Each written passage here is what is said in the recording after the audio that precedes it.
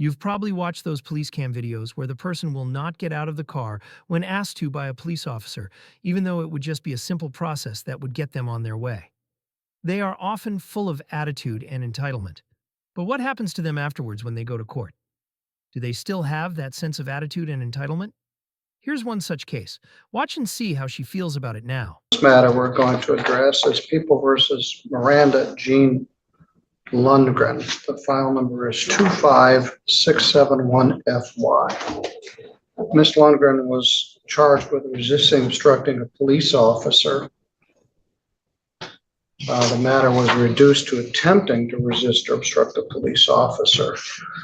I asked to set the matter out for a bit. I got the police report. Ms. Davis, I'd like to thank your staff. They also got me the videos, and I'm technically not very capable, but I got them, and I got them opened, and I watched them, and they were very informative, so thank you for that.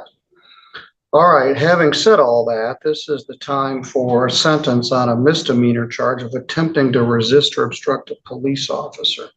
Ms. Hines, what would you like me to know? Your Honor, if you watch the body cam, you're aware that the reason that the police even came to the McDonald's that day was because they said she was smoking methamphetamine, which they found nothing in the car. She had her dog, she was eating a breakfast sandwich sitting in McDonald's, and then the police came up, and it was then just a bunch of unfortunate situation. I just had one very similar next door with Judge Pattison, where basically the prosecutor said and the judge agreed, but for the stubbornness of, my client, they got an R&O. So I think here it was the same. She was able to get her gun back and the ammunition, which I'm appreciative for the officer releasing that to her.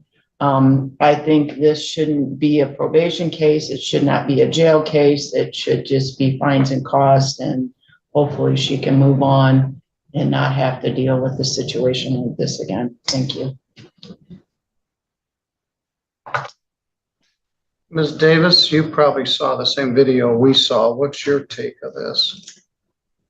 Your Honor, I did not watch the video as far as the timing that we have to do things. This was one that Chief Assistant Prosecuting Attorney Robert had handled. So, the notes that he left are that this started as a simple, expired plate, but for the behaviors, we wouldn't be here today. So, I'd leave it to the court's discretion as to what punishment to impose for this. Thank you. All right, thank you. Thus, new statute, the criminal justice reform legislation, presumed there's no jail and no probation. I don't know that I need a probation, but Ms. Lundgren, what would you like to tell me?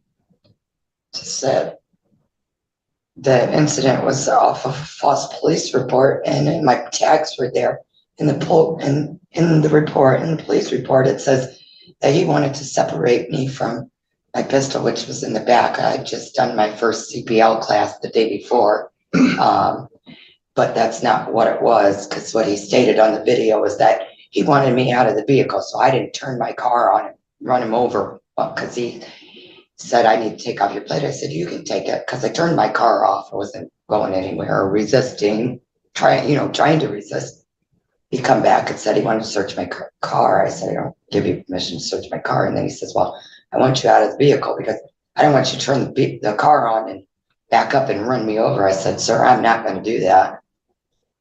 He's like, I want you out of the car. I said, I don't want to get out of the car. And that's when he proceeded to open up my car door and stick his arm on my throat. And here I am. All right, you have zero remorse for this. I don't have any sympathy for you.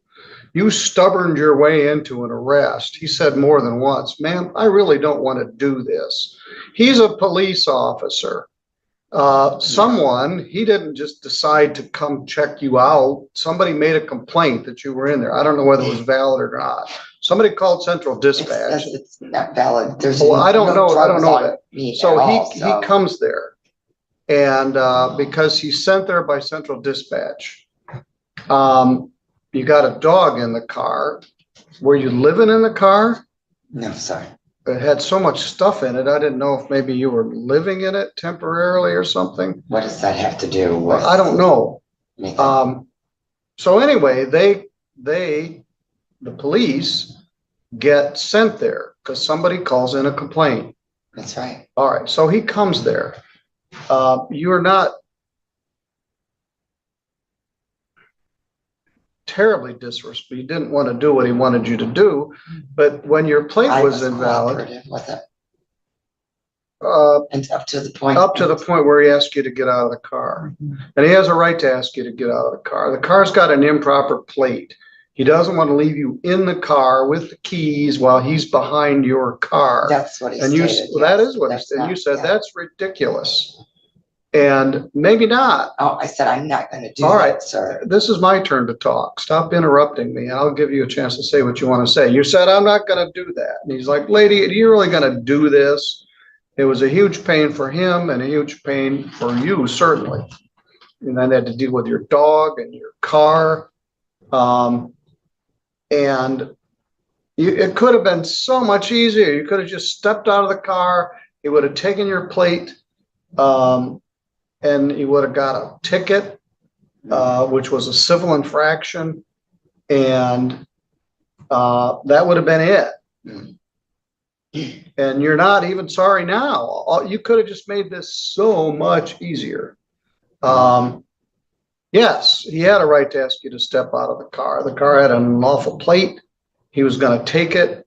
No officer is going to get behind somebody's car while they're in it with the keys in it. He didn't ask you for the keys, but I don't think he would have given them to him. I would have, yes, I would have. I don't know why somebody called. I didn't get the central dispatch tape, but they didn't find anything. So you're right. There wasn't anything to that. Right. And Your Honor, I guess just to clarify too, admitting that you had the pistol in there, absolutely bring that up to the officer. But the officer isn't just going to blindly trust that it is where you say it is in the vehicle too. So for safety issues, that is where I'm looking at, the officer. I can understand that point of view. This is when he came up to my vehicle and asked for my license. I gave it to him. And I said, I'm also going to tell you, I have a pistol in the car, and I just did my first CPL class. It's in the back, it's locked.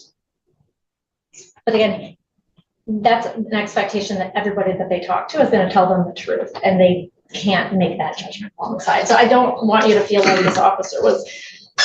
I mean, I can understand that point of view. That didn't run through my head when he was asking to take my plate.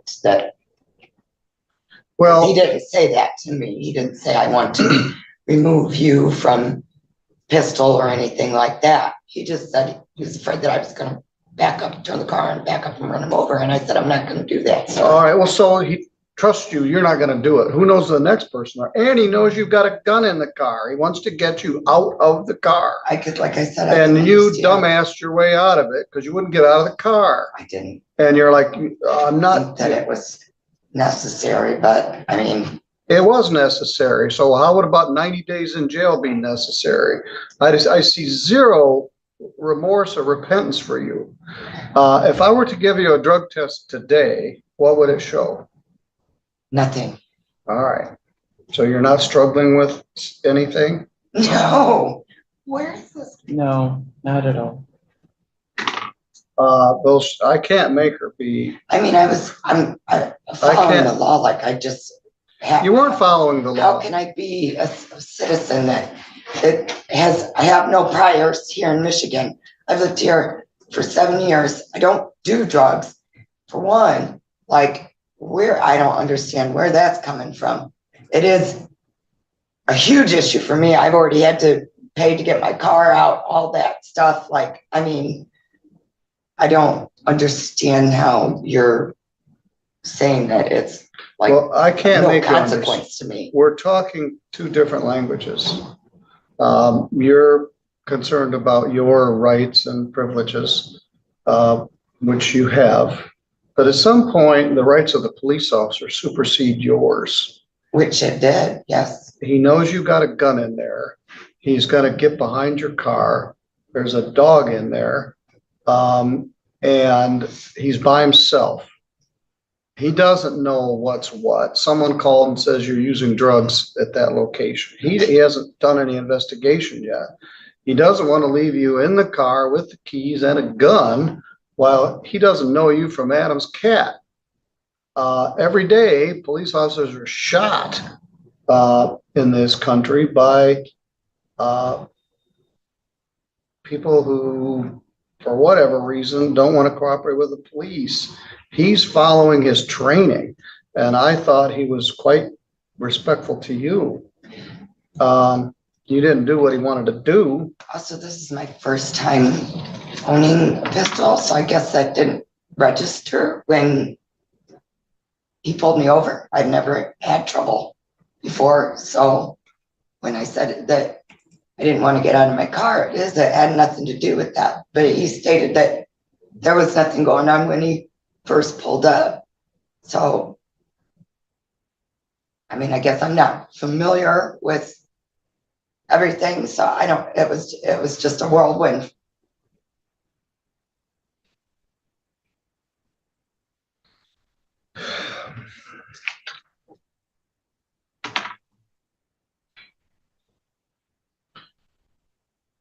I can't make you be repentant, so I'm not gonna do that. Are you employed somewhere? Not at the moment.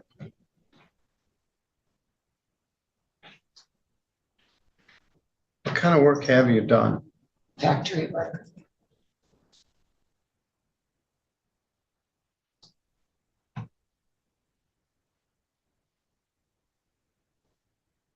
Really, the sum total of your resisting was refusing to get out of the car. Once you got out of the car, you were not any more disrespectful than you were before. You cooperated, you were concerned about your dog, but this was your own fault. I believe you spent 2 days in jail. You got arrested on the 14th.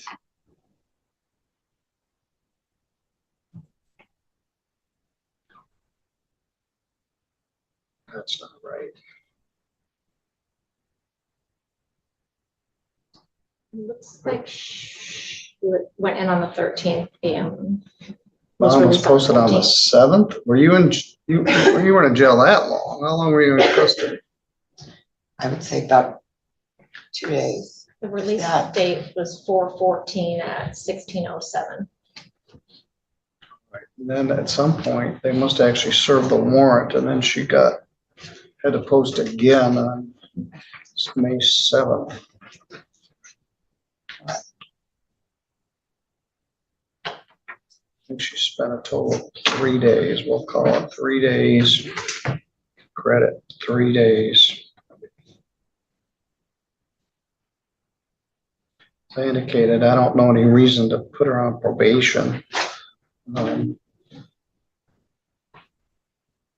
There's a presumption of no jail.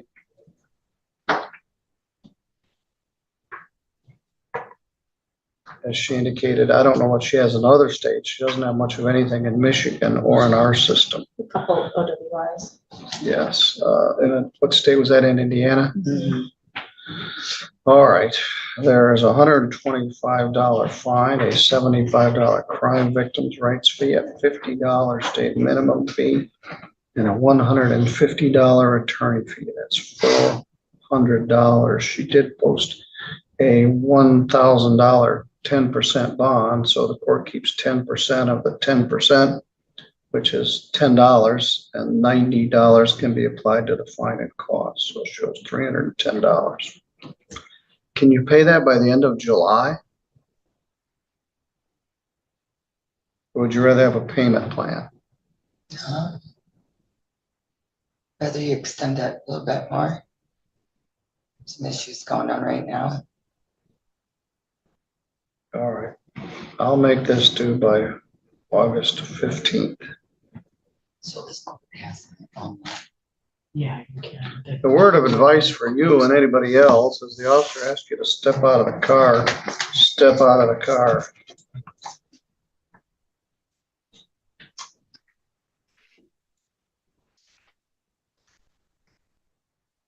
All right, Ms. Lundgren, you're free to go.